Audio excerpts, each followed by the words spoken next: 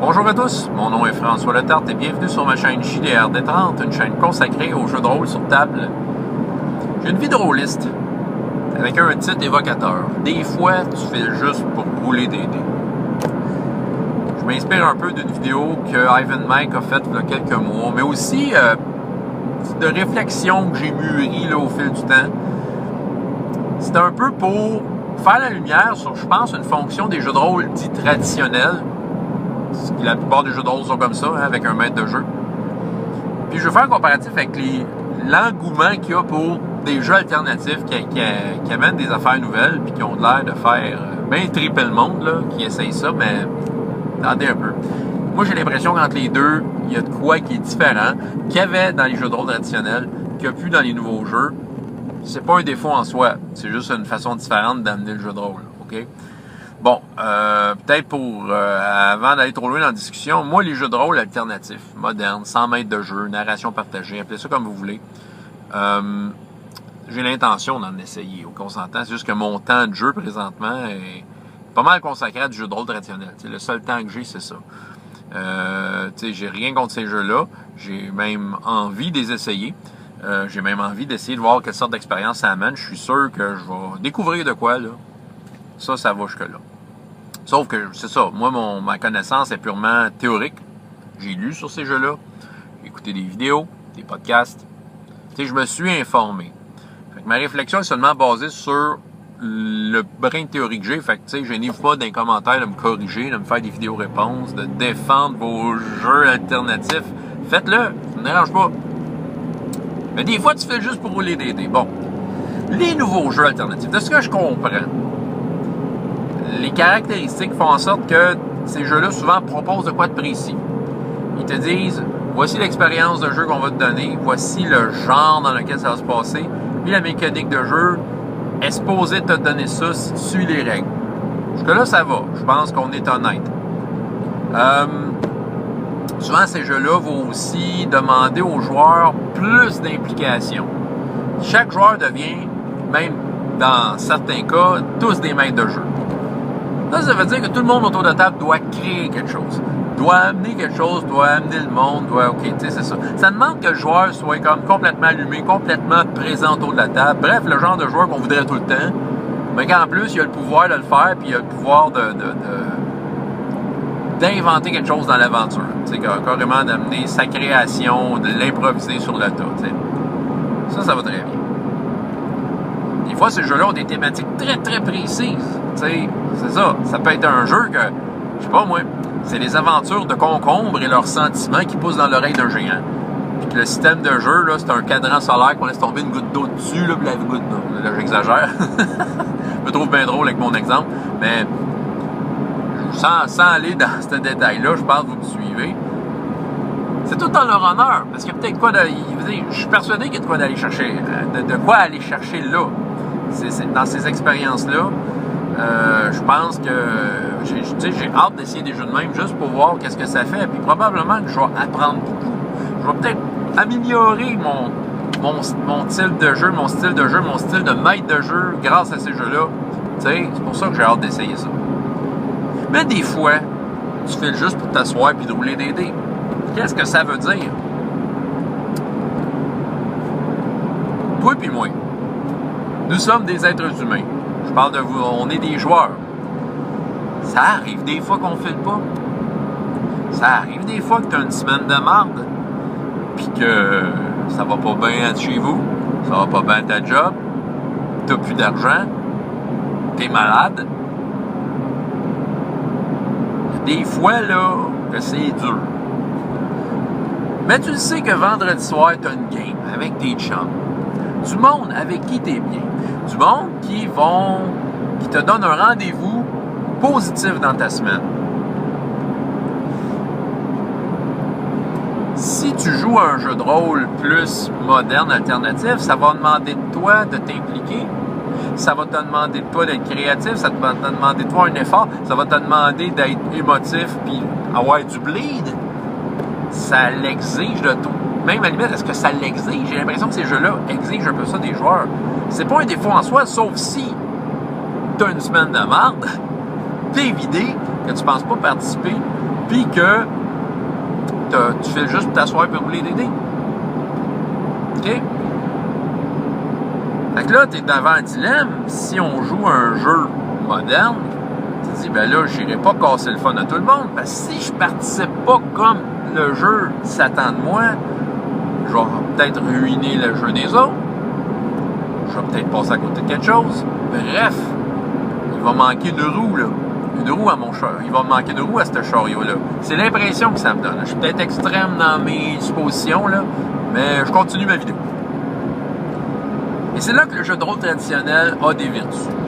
Parce que le joueur qui est brûlé, qui fait juste pour rouler des dés, qui joue un barde, qui ne chantera pas cette semaine, il a le droit de s'asseoir à un jeu de même. Puis un maître de jeu, moindrement attentif, va voir le joueur, il va sentir qu'il se passe quelque chose. La dimension humaine va jouer un rôle là-dedans.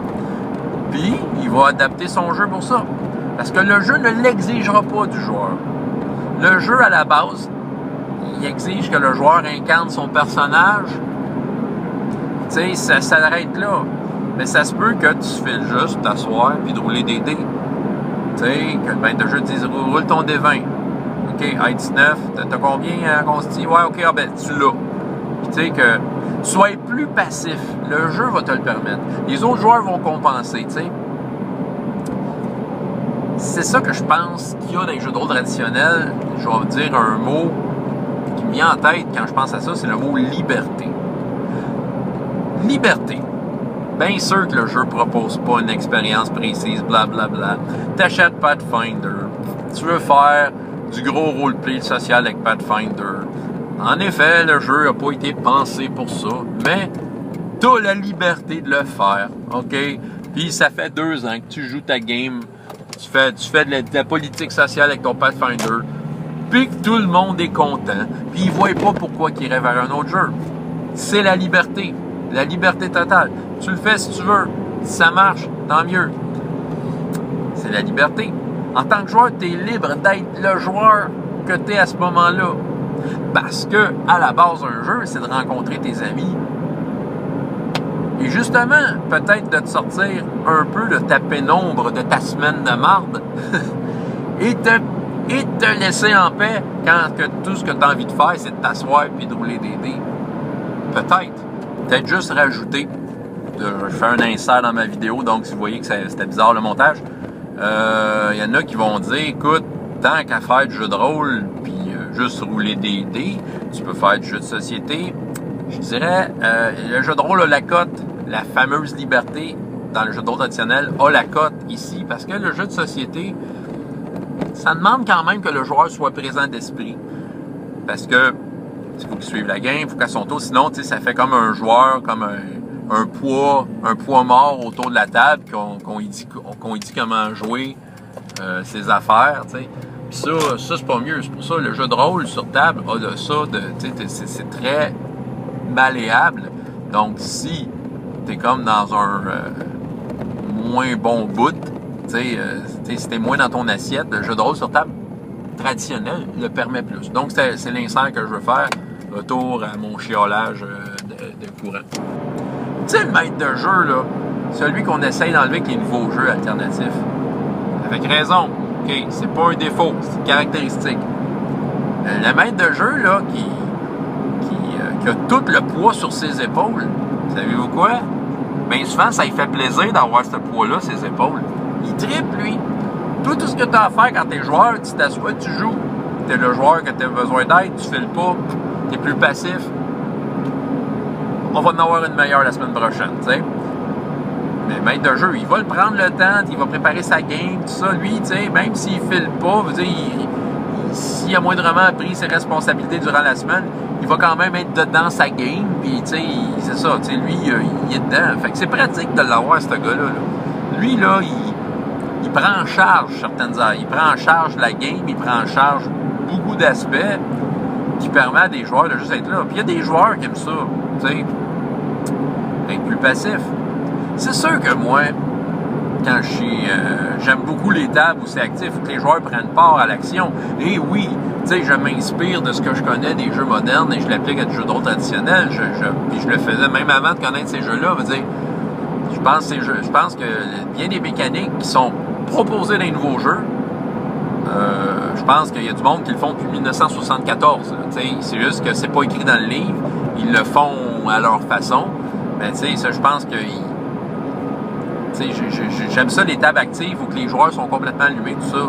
Mais tu sais, si j'ai un joueur, ça file pas, qui est moins là, je me sentirais pas pris, moi, d'avoir amené un jeu de concombre qui pousse dans l'oreille d'un géant puis qui vont peut-être pleurer.